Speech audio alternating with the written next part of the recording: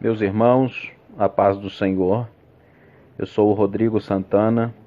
Gostaria de trazer uma breve lição com o tema O privilégio de ofertar a Deus. Quero desde já dizer que o objetivo desta lição, o objetivo desta mensagem é caracterizar a importância da oferta, também destacar o ensino bíblico sobre a oferta e demonstrar as recompensas ao ofertante. O texto básico que eu escolhi para esta mensagem está em 1 Crônicas, capítulo de número 29, e no seu versículo de número 3, que diz assim: E ainda porque tenho afeto à casa do meu Deus, o ouro, a prata particular que tenho, eu dou para a casa do meu Deus. Afora tudo quanto tenho preparado para a casa do santuário. 3.000 talentos de ouro de Ofir, e 7.000 talentos de prata purificada para cobrir as paredes da casa, ouro para os objetos de ouro, e prata para os de prata, para toda obra e mão dos artífices.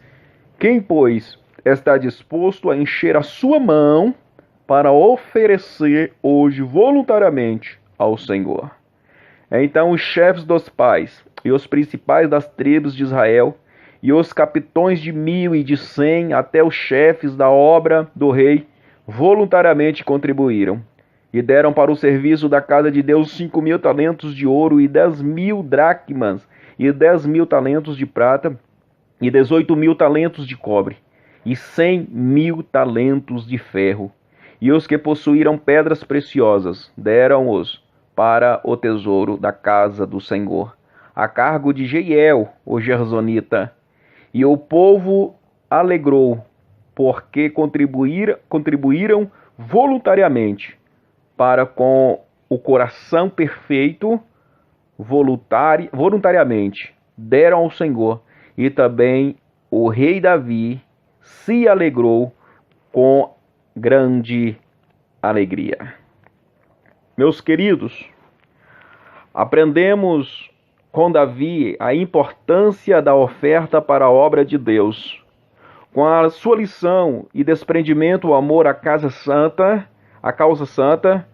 claro que dando aquilo que possuía, Davi deu com amor para a realização de um grande projeto da casa de Deus em Jerusalém. O exemplo de Davi deve ser seguido por nós hoje, pois ofertando para a obra do Senhor, estaremos abençoando e semeando no reino de Deus. Eu quero falar aqui sobre a importância da oferta para Deus. Queridos, desde os primórdios, o homem aprendeu a ofertar para a divindade. Deus, em sua lei, ele ensinou aos filhos de Israel sobre a importância da oferta para a sua obra, como está escrito em Levítico 7, versículo 38. Tais ofertas seriam aplicadas na construção do tabernáculo e sustentariam o sacerdócio. Êxodo 35, versículo 21. Desta forma, o Senhor retribuía a cada um conforme as suas obras, como está escrito em Salmos 62, 12. Deus, ele se alegrou da oferta de Abel, voltando para Gênesis, e podemos aprender com Abel. A primeira menção bíblica da oferta é a de Abel. Abel também trouxe dos primórdios, dos primogênitos, das suas ovelhas e da sua gordura, e atentou o Senhor para Abel e para a sua oferta. Gênesis capítulo 4, versículo de número 4. O testemunho da carta aos Hebreus diz que foi uma oferta de fé e de maior sacrifício do que a de Caim.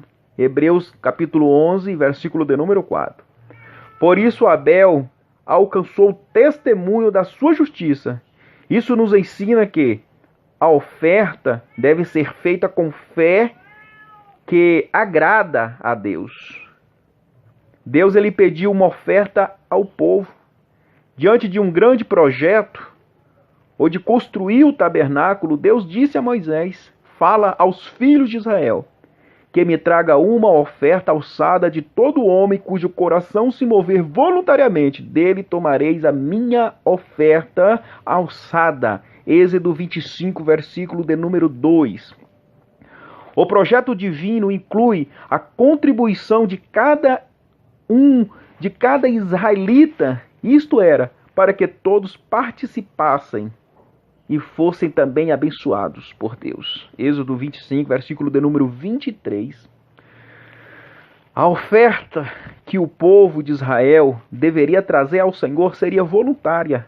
Tomai do que vós tendes uma oferta para o Senhor.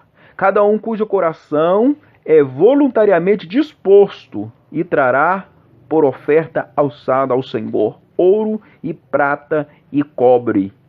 Êxodo 35, versículo de número 5. A voluntariedade faz parte do propósito divino para abençoar o povo. Êxodo 35, 21 e 29. Nós possamos perceber esta grande verdade. Isto porque Deus não deseja nada forçado. Por isso ele pediu voluntariamente, aquele que o coração se movesse voluntariamente, porque Deus não necessita de nada forçado. Se nós estamos ofertando a Deus, sendo forçado a isso, Deus também não recebe. Mas ele recebe aquele que traz com o coração voluntário. 1 Crônicas 28 e versículo de número 29. Podemos perceber isso. Devemos, pois, seguir o exemplo da igreja da Macedônia. 1 Coríntios 8, versículo de número 3. Anota aí, depois você pode estar meditando lá. Que deram acima suas posses voluntariamente. Eles deram as suas posses, eles deram muitas coisas voluntariamente para a obra do Senhor. Segundo, eu quero falar aqui agora sobre o valor da oferta para Davi. Davi ele aprendeu desde cedo que o segredo de receber é dar. Por isso, seu desejo em ver construindo o templo para Deus fez ele entregar suas riquezas para a obra do Senhor. 1 Crônicas 28, 14 ao 18. Desta maneira, Davi reconhecia que tudo pertence ao Senhor. Salmos 24, 1. E que ele deve ser, que a ele deve ser entregue. Davi é um exemplo, irmãos, para Israel. Foi um grande exemplo para Israel. Para que fosse seguido pelo povo, Davi deixou um grande exemplo. E ainda da minha própria vontade para a casa de meu Deus, o ouro, a prata particular que tenho, demais eu dou para a casa do meu Deus. Na leitura que nós lemos em Crônicas 29, 3, ele está dizendo, e ainda da minha própria vontade para a casa de meu Deus, o ouro, a prata particular que tenho, demais eu dou para a casa do meu Deus. A sua atitude em lançar mão do que tinha para ofertar serviu de exemplo. A partir daí, todos o Israel também contribuiu. Mas um exemplo maior partiu de Davi. E todo Israel também contribuiu para a casa de Deus. 1 Crônicas 29, 17. Davi, ele conclama o povo a ofertar. Movido pela força do exemplo de Davi, conclama o povo a ofertar.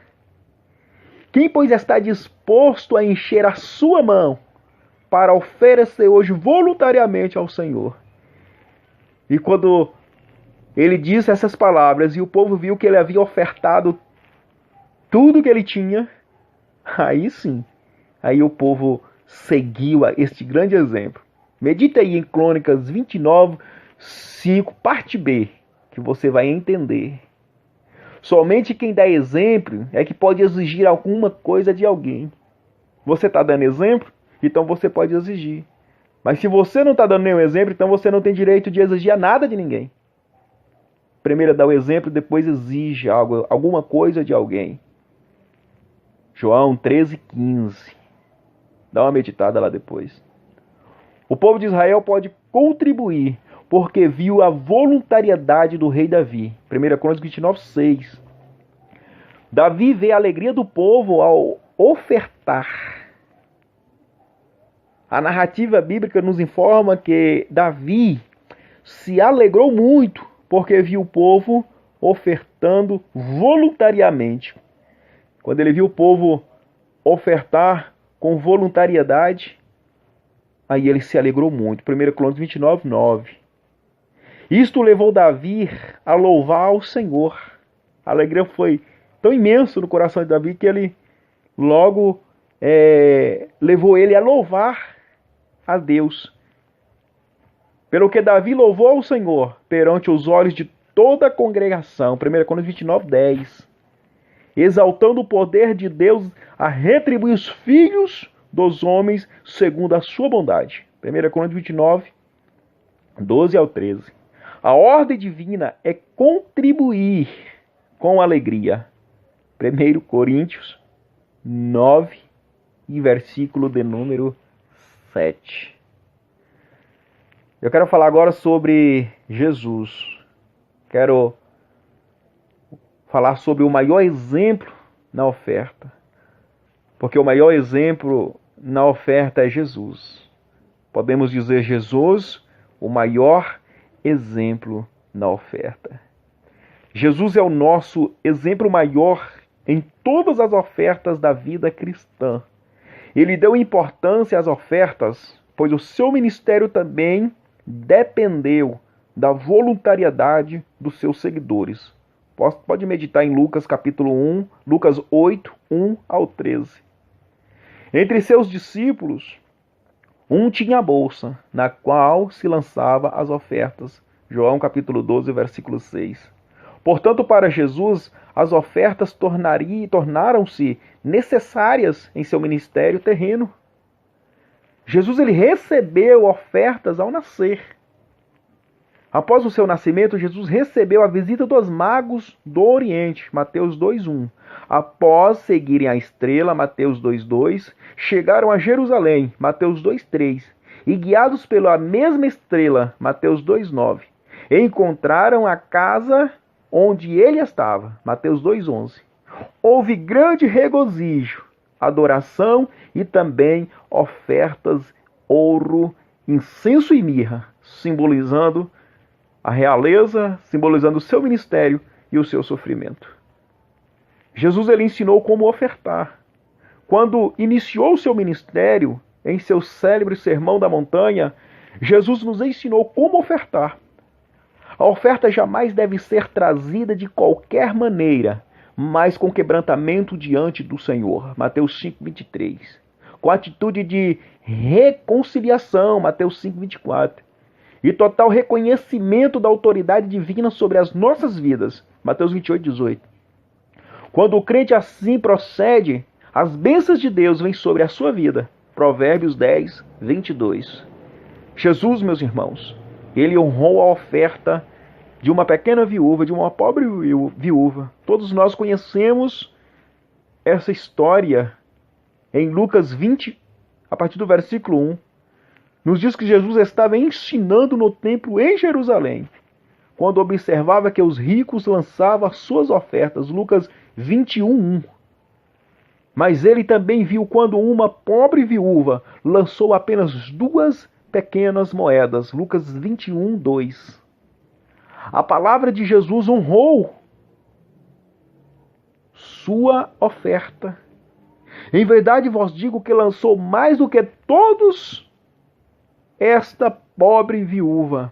Da sua pobreza deixou todo o sustento que tinha. Lucas 21:3-4. Era certamente uma oferta de fé e sacrifício que foi vista pelo Senhor e seria recompensada. Colossenses 3:23-24.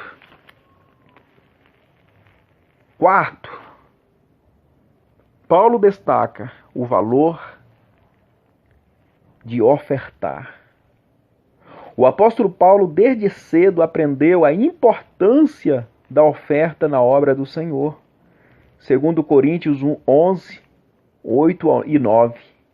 Ele mesmo apreciou o sustento das igrejas, demais reconhecia o valor das ofertas diante do Senhor. Atos 20, 35. A sua contribuição para o reino de Deus, segundo Coríntios 9, 12. Paulo, ele foi um portador de ofertas. Paulo ainda estava na igreja de Antioquia, Atos 11, 26, quando pelo Espírito Santo houve uma profecia sobre uma grande fome, Atos 11, 28. Imediatamente os discípulos prepararam uma oferta aos irmãos da Judéia, Atos 11, 29, que foi enviada pelas mãos de Paulo a Bernabé, Atos 11, 30. Paulo sabia da necessidade dos irmãos e da importância daquela oferta. Paulo ensinou a necessidade de ofertar. O ensino sobre oferta fazia parte das cartas de Paulo. 1 Coríntios 16, 1. Agora em Corinto, Paulo ensinava aos crentes como ofertar para a obra de Deus. No primeiro dia da semana, cada um de vós ponha à parte o que puder ajuntar, conforme a sua prosperidade. 1 Coríntios 16, 2. Vimos aqui que todos podem contribuir para a obra de Deus, pois a oferta é dada conforme a prosperidade de cada um, assim como recompensa divina. 2 Coríntios 9, 6. Paulo elogiou aos filipenses pelas ofertas de todas as igrejas que foram implantadas por Paulo. A de Filipos, em Atos 16, 12, que ele iniciou debaixo de muito sofrimento. Atos 16, 2, 14. Foi mais tarde a que mais contribuiu para o seu ministério.